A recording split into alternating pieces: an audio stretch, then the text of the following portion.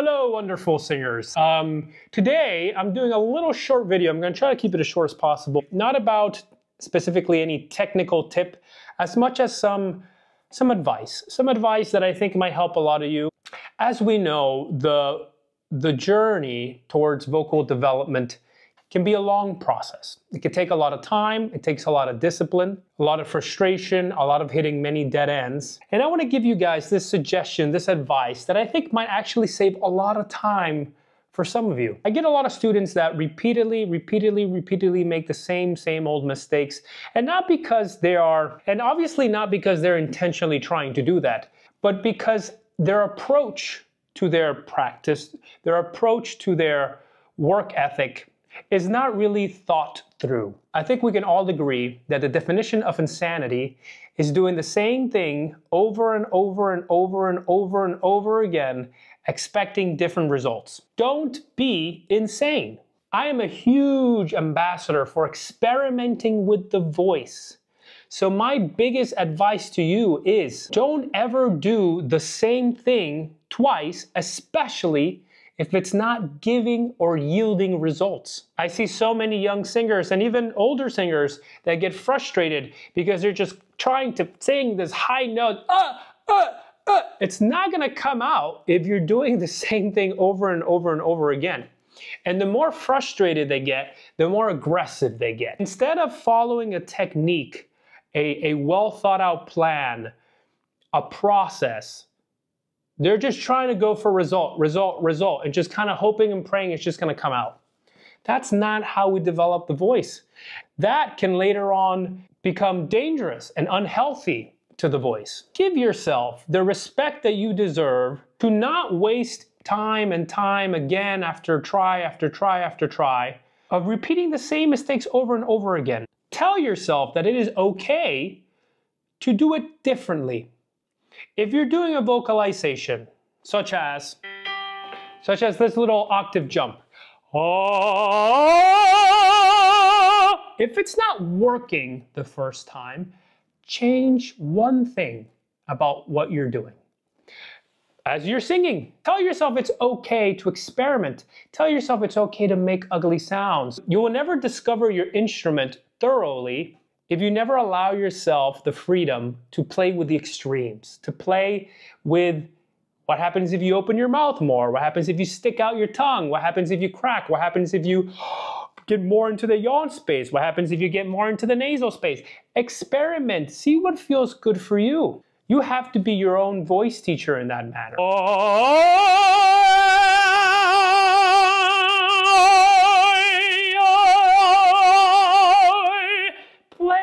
What's happening internally?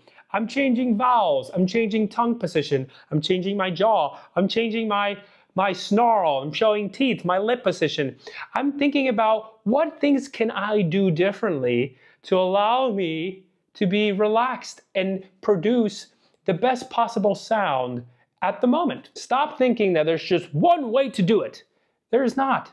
And the only thing we can do as voice teachers is just give you the information, the concepts, and try to express them in a way that might click for you. And if I can't express them in one way, then I'll try another way and another way until it somehow clicks. But we can't physically put our hands in your throat and move all the things we need to move to create your sound. You need to do that. In other words, a vocal teacher is a guide. They aren't going to magically make you sound well. You need to do that. You need to put the work. You need to have the discipline and take the time to sit down and thoroughly come up with a plan, a practice plan on how to gradually, and that's the key word, how to develop the voice gradually.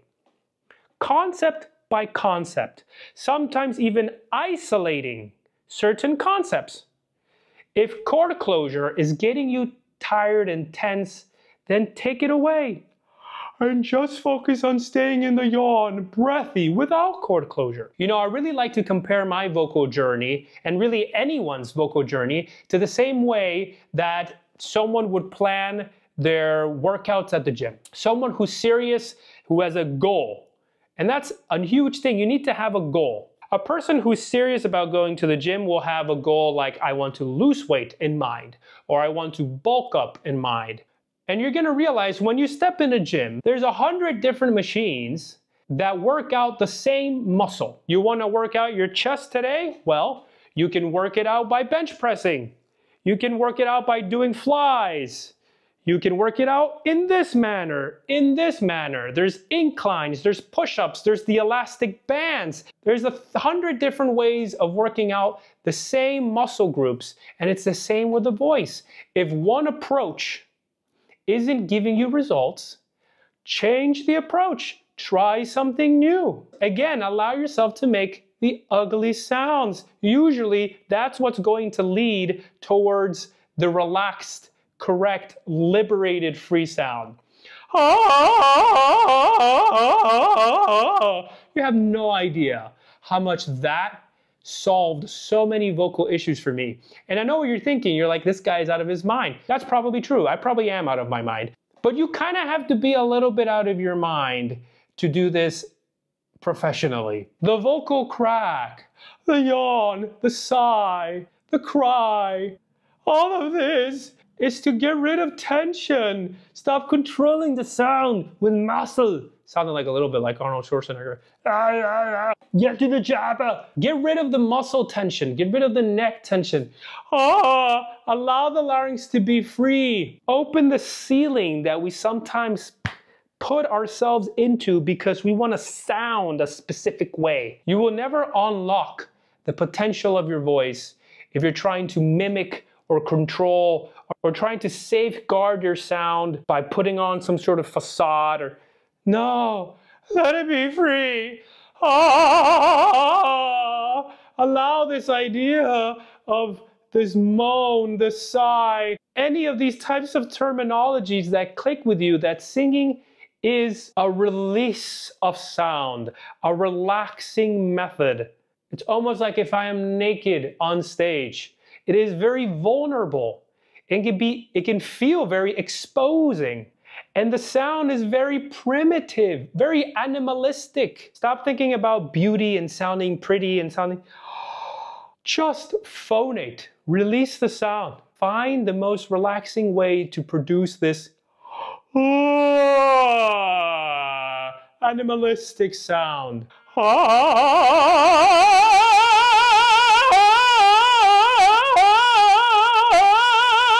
Use the vocal crack. Use the yawn. Stick your tongue out. Use the snarl. Find more yawn. Find the yawn upwards. Find the yawn downwards. Do you need more space? Do you need more closure? Sing everything open. Sing everything more deep. Find your extremes, but you need to find it. You need to have a plan, and it's going to save you so much more time if you don't repeatedly do the same things over and over again, especially if they don't give you results. That's insanity. When I was a little kid, they used to give me these little labyrinths, like in a restaurant or at school, these little paper sheets that had like a little labyrinth in it.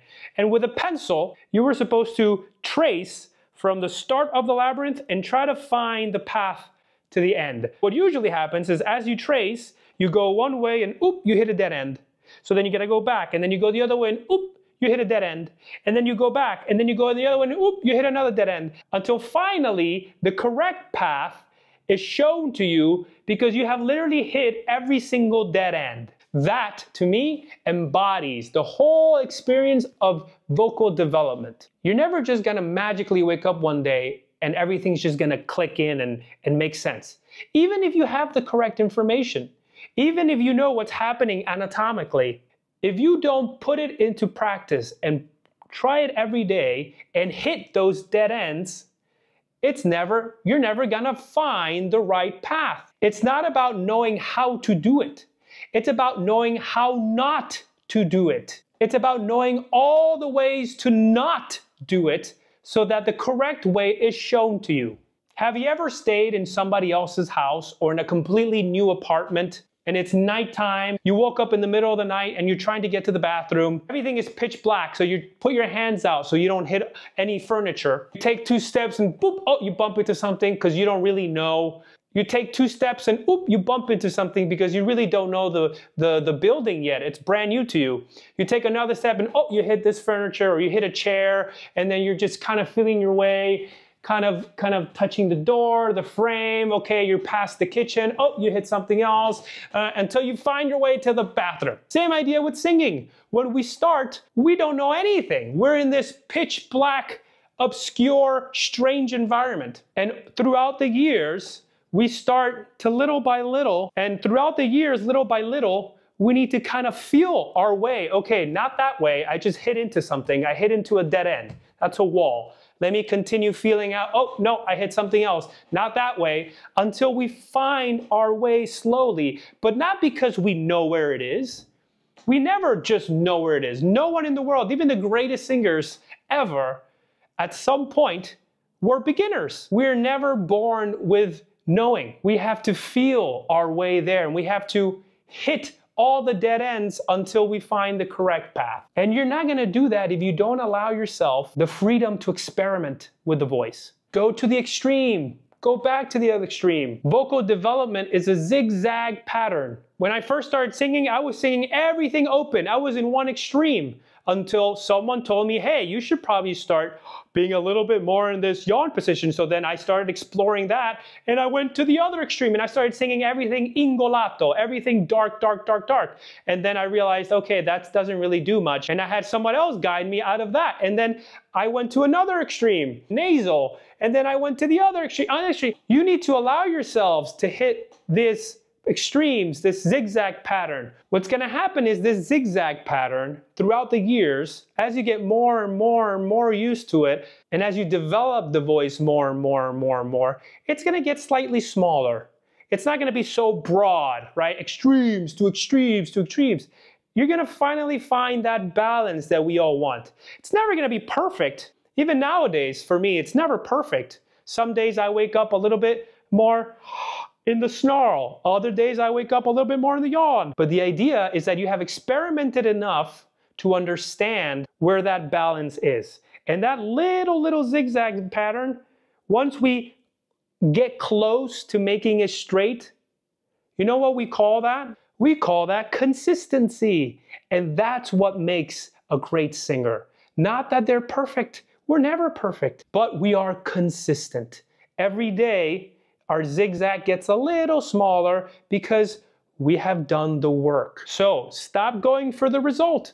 You're not going to sound the perfect version of you on day 1. You're not going to sound the perfect version of you on day 300. It takes time, but do it smart. Cut yourself a lot of that wasted time by not making the same mistakes over and over and over and over again. By allowing yourself to be a discoverer, an explorer of your voice, of your instrument. Talk to different singers. Talk to different teachers. That's how I did it. I studied with this teacher there. I heard what they had to say. Then I went to that teacher and I heard what they had to say. And I took one lesson from him and one lesson from her and one lesson from him and I had 50 different points of view, and I tried all of them. Whatever didn't work, I threw away. Whatever did work, I kept. And so having this ability to broaden your horizon, open your mind to different perspectives is really going to give you the full picture of your vocal instrument. Because if we're just stay with one teacher that only says the same thing over and over again, we start to become very narrow-minded. And we think there's only one way of doing it, one way of doing it, one way of doing it. And it's not. It's not. Don't just watch my videos. Go watch other singers, other teachers, see what they have to say. They're singers who are actually performing even better. The best thing you can do as a student, and the smartest thing you can do as a student, is learn from singers who are actually doing the craft, who are actually performers, and who are doing it at an international level. Don't just listen to anybody. There's a lot of people out there that might give you a lot of wrong information. Listen to the experts, people who have proved their credibility, and take in all these perspectives. And then you, as your own vocal teacher, you decide which ones you want to keep and which ones you want to throw away. I can't tell you the number of times that one teacher was trying to tell me the same concept and I just didn't get it until I listened to somebody else explain it in their own way and boop, it clicked the first time. Things like that happen. Give yourself the best possible chance to succeed. If it doesn't give you results, stop doing it that way. I have heard for such a long time that falsetto has no place in the opera world. Falsetto was taboo, was prohibited. I wouldn't be where I am today if I didn't explore that path. Take control of your vocal education. Don't put that responsibility on others. It's yours. Own it, cherish it, develop it, experiment with it. It's good to have guidance, but at the end, you're going to be responsible for what you do in that stage. The critiques are not going to say, well, you know, Jose didn't sing very well today, but you know, his teacher probably taught him this and this. No, they're going to say, Jose didn't sing well today. Jose sucked. You're responsible for what you do up on stage. So own up to it, because once you become a great singer, then you have nobody else to be proud of but yourself, because you got yourself there. All right, guys, so that's my advice of the day. Keep on working, keep on studying, experiment. The work continues. Ciao, ciao.